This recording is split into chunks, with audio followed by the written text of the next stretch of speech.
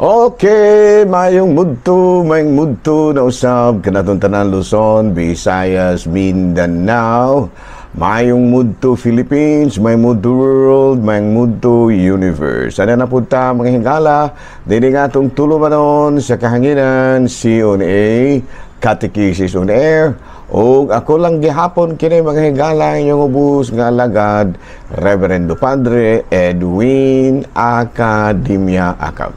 Abino adlaw na usab karon nga Lunes, tibok kalibutan. No. Lunes karon mga higalapit sa 11 na kini sa bulan sa Agosto. Nahala no? Abino padayon kita mahigala sa ato ang pagtimbaya sa ato kaninyong mga kaigsuonan nga mga kapariado. Labi na gyud ako mga classmates no. Si Father Kining Ubing Masyon, si Padre Tonton Arnaiz, si Father Dami Hiramis. Of course, ako pong i-apid o great si Padre Dodong Ruiz. Ang kauban ni Padre Arnaiz diha sa Kwan. Diha sa may kining kantili. Diha sa may Batinggil. Hala, no? May munto na kanatong tatanan nga mga kaparian, of course, no? Akong timbayaw. Of course, ato mga lay ministers. Kumusta naman mga mga dudu? O sa ito mga taga-kuan pa na, si taga-syatan pa na, Lucky du. Lucky Roy. Taga-inalad, taga-sumaliring, lalaki Roy. Nas, kumusta naman ka du? Ayaw dihag tinun-tudu, kaya masig matu-tu. Inana man ang taga-syato ng higala. No? Kumusta din, no? Nga to ang mga higala din. Si Juan, former Mayor Bingbing, no? Arbolado. Oh, kumusta na, no? Manusab. Tanan ginatong mga igsoon na na-assign mo ko mga higala o Juan. Na-assign ko o kining syaton. Tugay-dugay ko na sa mga unong katuig ko din na. Kaming pati, primero na akong kauban din na si Padre Umali o si Padre Kuan. Padre kining Monsignor Julius, no? Padre pa si Monsignor Julius ato. And then paghuman na human among termino, nabalhin ko sa Kuan kining Kalumbuyan na transfer ko sa Kalumbuyan. Mga duha ko katuig sa Kalumbuyan, and then ibalik na po ko sa kining Shattered. Muna to nga naabtan ako dito mga unom katuig na, no? Dayon paghuman gitransfer na pug ko Dawis, no? San Francisco pa mga 2 ka bulan. Then San Francisco ko, then California, San Francisco, Santa Catarina, dayon paghuman gitransfer ko og Dawis, no? Mga 4 ko katuig sa Dawis. Dayon paghuman gibalhin ko og kuan Tanhay. Dito sa Tanhay na-assign ko og Amerika, no? Dito sa may New Jersey. And then, pila ko kabulan dito sa New Jersey. Dayon paghuman, transfer ko si Bulan. Then, gikan ko si Bulan, balhin ko sa Bayawan. Then, gikan ko sa Bayawan, balhin ako diri sa Yungon. Pero kanang ako ang radyo, dugay na kayo ni, no? Wala pa matao si Magellan. Nagradyo na ko ng higala, no? Una pa ko nilang, una pa ko ininilatanan. Gawas ni Kuan. Kaya mas una na ako na si Ray Gaitera, no, si Lani, no. Pero kanang uban din na una na kuana nila. Dugay-dugay po ko sa radyo, no. Sa una na anchor mo ko sa DYWC. Pero ang manager na mo si kuana, Padre kuana, si Padre Ramata. Hala, no, may mundo na kanatong tanan. Na ginaot kita na kitang tanan sa Kapiskay's Panglawas. But ano daw doon na pagigihapoy mga naguul mga higala og nangalipay, no. Sa Davao ko no mga higala nagkuangi dito, dako kay ditong kalipay nga wala gyud na archive or kana bitang gipadaplin lang una ang kining gitawag og kuan kining gipadaplin lang una ang impeachment complaint batok ang BP Sara. Sige na, wala tayo mahimuha na. Padayon na, muna ginaingon nga tapos na ang laba, tapos na ang boxing. Padayon na ta sa ato ang mga buhaton, no? Concentrate na lamang ta sa future, no? Kung sa mga kuan, mga angay na itong buhaton, no? Sa ato ang parokya, ako sa akong parokya, kamo po din na mga kapitan, dahil pangandam na mo, kaya warag madayon ang eleksyon. murag madayon ang eleksyon. So andam-andam nang pamugas-pugas kay sunod tuig ber na baya. Ber. Sunod sima tunod bulan. Nya murag gihugon-hugonan nga murag Pebrero o December ang kining kining eleksyon sa SK ug sa kanang kanang barangay. Kumbate ra no. Ingon ni ana. No nya ako day nga andam-andam nagtaw nya. Ako di ay nga timbayaon po dong may mudto ang ako ang mga kaubanang pare. No, kan ilamin na gyud katong mukuyog dito sa mukuyog dito sa may sa Ipil. No, good luck mo dito ha, ayaw mo pabuyag. Bitaw ayaw mo dito di ko kakuyog kay gura gialang-alangan ko mahigala kay pitsa 14 kuan man gud Huibis. Nya basin ba ko ba og labi na yung panahon nga usahay kalitrang mubagyo basin ba unyag makancel do niya ang mga flight ba or makancel ang mga kining biyahe paingon diri kay karong mga panahon na di kasaligan dili kasaligan ang panahon kay murag karong kani na gani bagyo Fabian no muna nga medyo naalang-alangan ko kay simba ko ba og makancel do niya ang mga flight tungod sa bagyo or whatever adi niya ko kauli diri niya lisod makaigbyaan ng parokya so muna nga good luck na lang no Bishop Glenn good luck na lang no mag-ampo ra gyud mi para nimo kay kami ni kuan Bishop Glenn mga higala nakakuyog pa mi na seminaryo sila 4th year no kami pre-college una ra ni siya nako pero magulang ko ini niya kay date vocation man ko no pero gasunod ra mig ordina kay kuan man ako na kuan man ko na so na kuan ba na sa ato pa na duha ra man ko katuig sa kuan duha ra man ko katuig sa philosophy kay may kurso man ko daan muna nga na-accelerated ko baro na-accelerated ko higala muna nga sunod ra mi ani o kanang ordina pero murag una pagani dagoy ko kay nagmasteral pa man ni sila no man sila na mumanit lang mga kuan man ni sila mga og sa ato pa na mga pambato man ni okay, mga bright man muna sila nga murag ipamasteral ani paghuman karon na obispo gyud salamat sa Dios ngani no abi no padayon ta mga higala ari kita sa ato ang CBCP News balitang simbahan ining kabudtuhon Archbishop Martin Humuad padayon no ang iyahang desisyon nga indefinite closure sa Desecrated Church sa Osamis Occidental. Matud pa diya ang gihimo sa maong babae nga iyang giluan ang matud pa kining bulutangan sa holy water usa ka grabe grievous desecration usa ka grabe nga pagpasipala sa usa ka balaan nga butang nga gigamit aron pagbalaan sa mga tao to sanctify people. Balita mga higala gikan sa Vatican, Pope Leo XIV bipaabot sa iyang kinasing-kasing nga pakasubo ngadto sa mga tagtungod sa mga nahimong biktima sa usa ka military helicopter nga nadisgrasya na crash dito sa Accra, Ghana.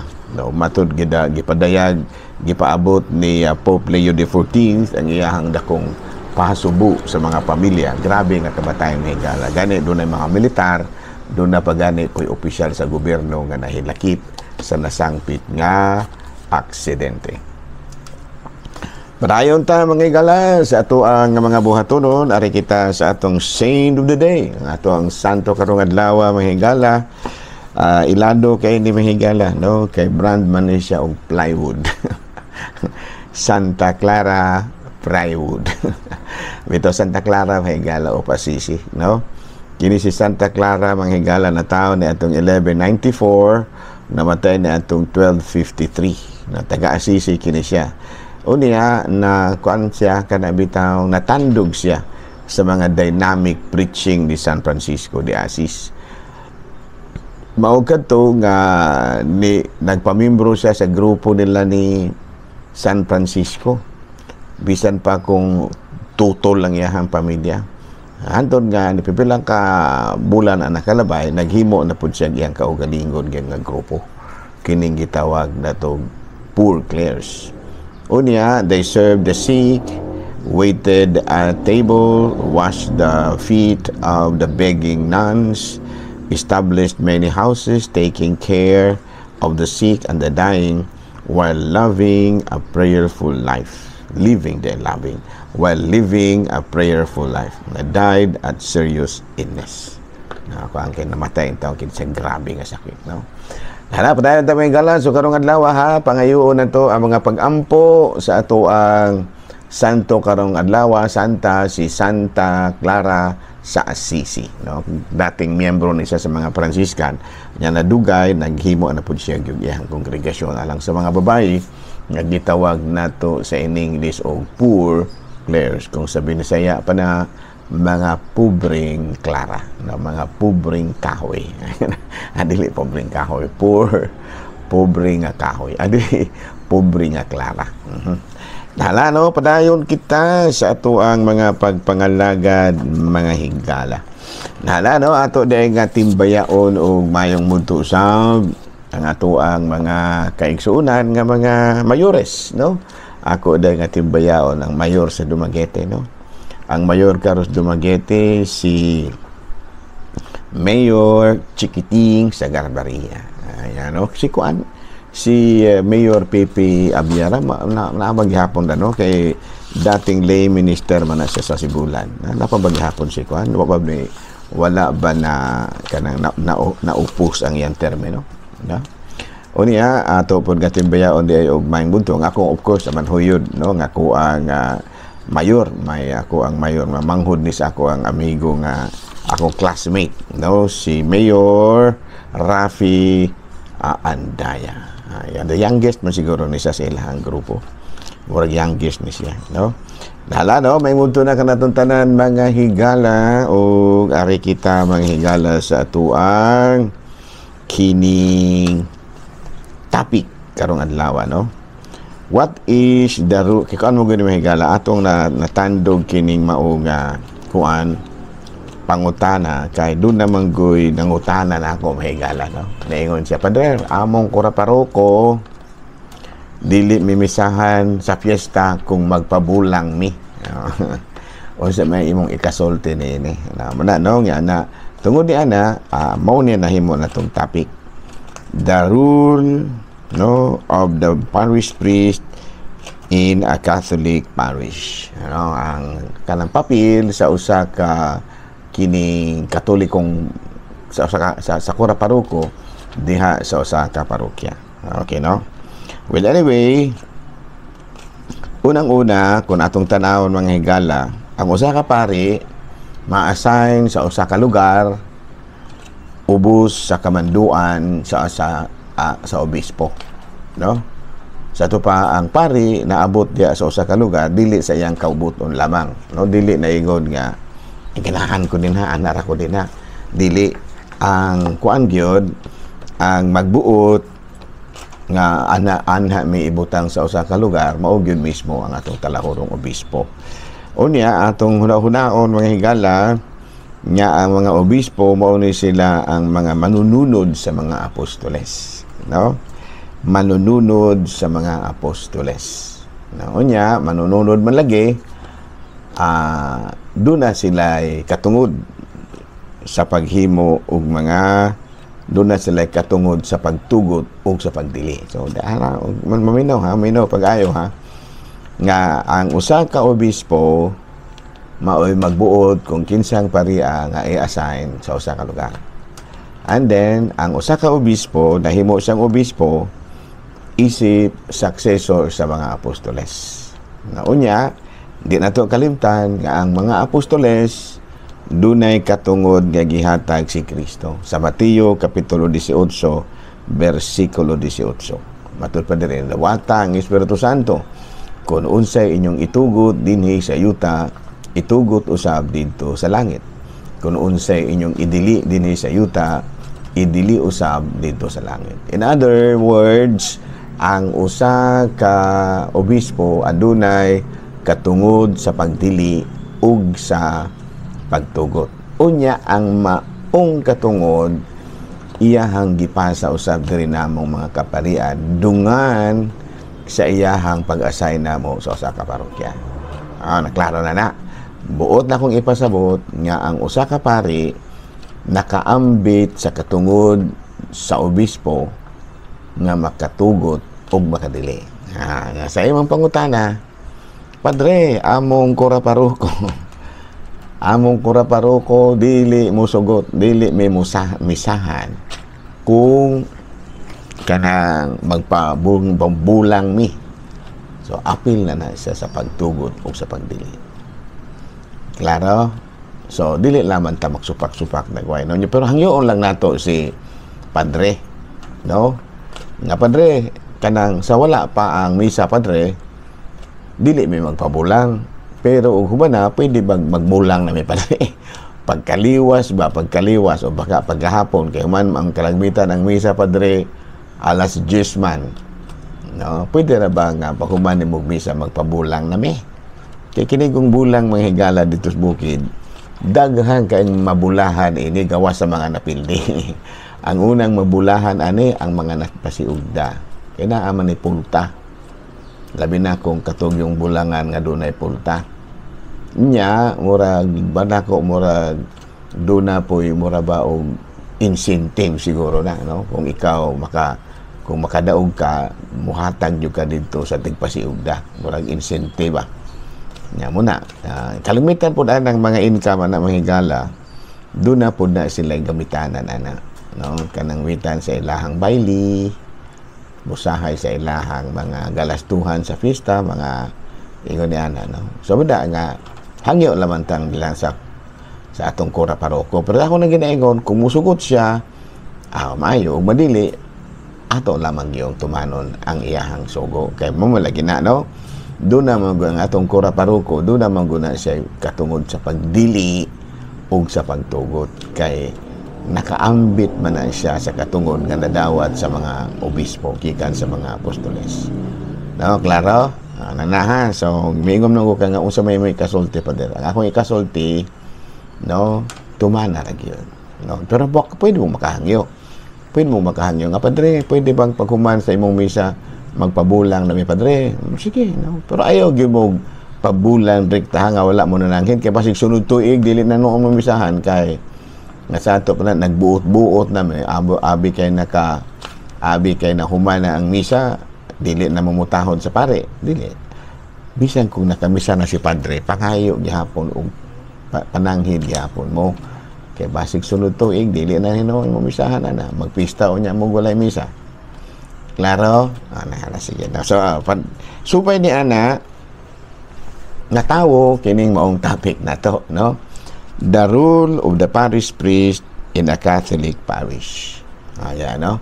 Unsa man gid ay ang papel sa usa ka kura paroko diha sa parokya. Number 1, siya mo celebrate sa mga sacraments. That's number 1 gyud. Muna ang kining yung kining kura paroko sakramento gina primero, no, dili gyud siya makabalibad ana yung kapadre mangumpisal ko Padre, no, mangita gyud sa oras ka makapakumpisal nimo dili no diha no, kay doon na ba yung uban nga murag ura-urada ba niya kaming mga kaparian na abya pud in tao may daghang kayong schedule o wala man dagway gana schedule pero bali ng kapuya, no, kay kalagmitan sa among schedule kan man gina makapakapoy man gyud, no, kanang sa to pa na usa to in English ana nga sa ato pa na hectic man gyud hectic man gyud na among schedule sa to pa kun wala na mi schedule perti na nang kapuya kay hectic ba yan sa ato pa na perting bisiha ana, no. So kanang inyong mga schedule pabali na daan sa Padre kay ako nang ginaingon isip ko ra paroko nasayod kay ko ug unsay mga kakapoy sa usa ka kura paroko. So wala nga kita lamay ka mo adjust pod ha kung saputon in town si Padre kay kapoy ba yan ang among trabaho pod. Nya walay gitawag nato walay pahuway usahay, no. So that's number 1 ha muna sa papel sa usa ka kura paroko. And number 2 kining asa to ni preach ni providing, ayan, no, di kay preaching, providing spiritual guidance and fostering a sense of community. Ayan, no? So, providing spiritual guidance. Mauna na giingon ni Padre. No, nga dili mo pwedeng magpabulang usa. Kaya kinigong uban, basta magpabulang na gani, dili na noon madulod og simbahan o baka kay magnegosyo man na dito. Kanang uban na dili mamulang pero manegosyo kay kusog ba kay halin. No, unya ikaduha nyo ingkang pader ka ng mga sa bungiro. Di magyapon na mo di magyapon gyud na manimba bisag kanang didi magbulang di mo gyud na manimpatili. Anang mga orasa gigahin gyud na natos pagampo.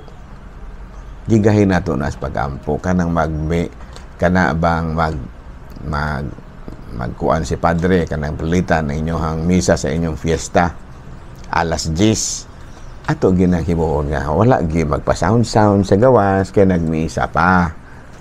Tahod ta ba kay ang fiesta religious affair ba yan na? Religious affair. Unya unsa man na og pananglitan og magmisa si Padre na apon mo din na sa inyo ang roida nagsagitanay pon mo din unsa po inyo ang gipangbati. So dili maayo no? So that's number 1 ha. Number 1 is sacraments. Number 2 spiritual guidance and unsa pa man to? Spiritual guidance and spiritual and fostering a sense of community. Pero tas-tas naman magkailalapon na ta. So na no nga balik-balikan nato na og mga adlaw Martes ato nang balikan. No karong adlaw day manghigala magkuan mi mag-vicarial meeting mi sa diri sa kuan. Nya ako ding pasalamatan ha. Akong pasalamatan once again ang taga Bindoy no. Salamat jud kayo nga inyo ming giabi-abi no. Nalingaw gyud in taon ako mga sakop ug kinan-anay didto kay tiaw bagod nang nig-andam ang manghigala ang Bindoy ug lechon. Kada parokya may lechon. Di ni mo matabang ni ako mga igsoon taga Bindoy, you know. Ginigitawag na to hilabihan gyud ka maabi-abihon. Labi na nga ang ilahang kora paroko hilabihan gyud ka maabi-abihon, no? Ya, spiritual guidance man lagi na. Okay?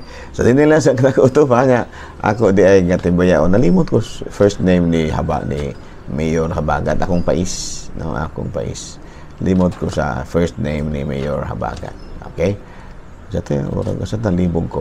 Sa kinalimot ko. Ako yan yung i-research rong gabi dayong ugma akong iusog og great si Mayor Habagat. Daghang salamat ug mayong mudto Pilipinas.